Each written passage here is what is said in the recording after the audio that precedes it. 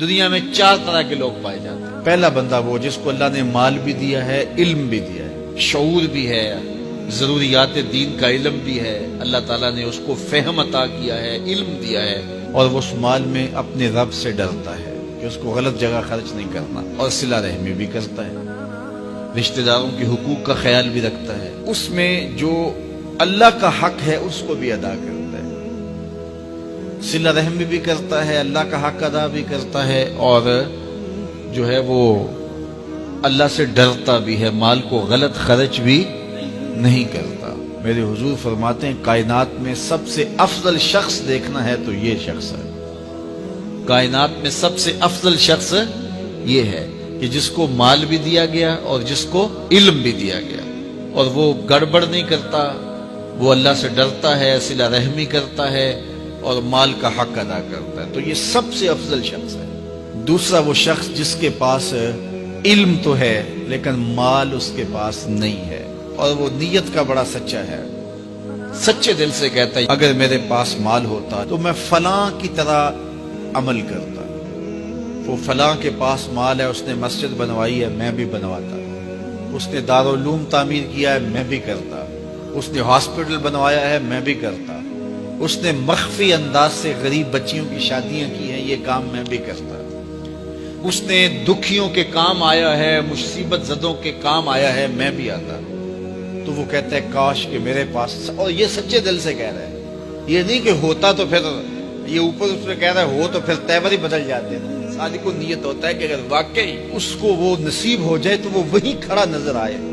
تو حضور فرماتے ہیں وہ ہو بھی سچی نیت والا، سچی نیت والا، اور وہ کہتا ہے اللہ مجھے اگر مال دے میں فلاں کی طرح عمل کروں گا۔ میرے رسول فرماتے ہیں قیامت کے دن جب نامہ اعمال تولا جائے گا دونوں کے عمل برابر ہوں گے، اس نے خرچ کیا اور اس نے صرف نیت کی تو دونوں برابر کھڑے ہوں گے۔ اس نے مسجد بنائی، دارالعلوم بنایا، اس نے بنایا کچھ نہیں تھا، نیت کی تھا، دیکھو نا علم تھا، علم کی وجہ سے نمبر لے گیا۔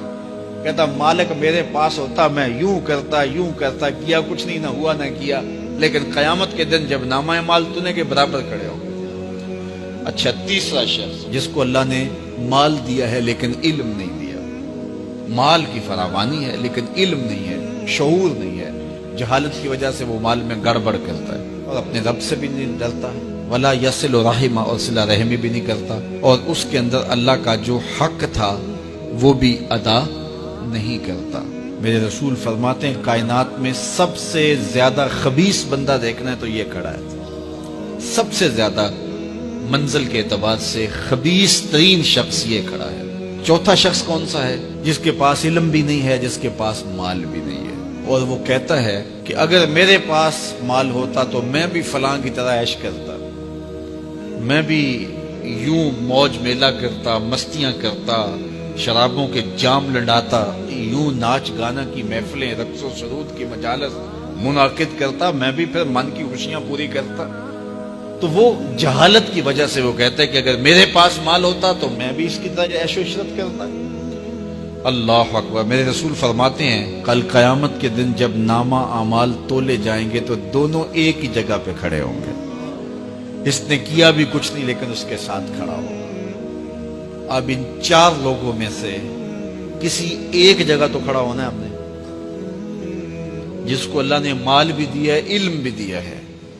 تو وہ کہاں کھڑا ہوتا ہے؟ اور جس کے پاس علم ہے مال نہیں، جس کے پاس مال ہے علم نہیں، جس کے پاس نہ علم ہے نہ مال ہے، تو ہم میں سے ہر شخص کسی ایک پوزیشن میں تو ہے۔ اب ہم اپنے آپ کو کھڑا کریں اور ساری زندگی پھر وہاں کھڑا رکھیں، خیر کی راہ پہ کھڑا کریں کہ مالک شعور بھی دے، اپنے راستے کے اندر خرچ کرنے کی توفیق بھی دے، مال بھی دے اور توفیق بھی دے، تاکہ میں ان بندوں میں سے ہو جاؤں جن پہ تیری رحمتوں کا نزول ہوتا ہے۔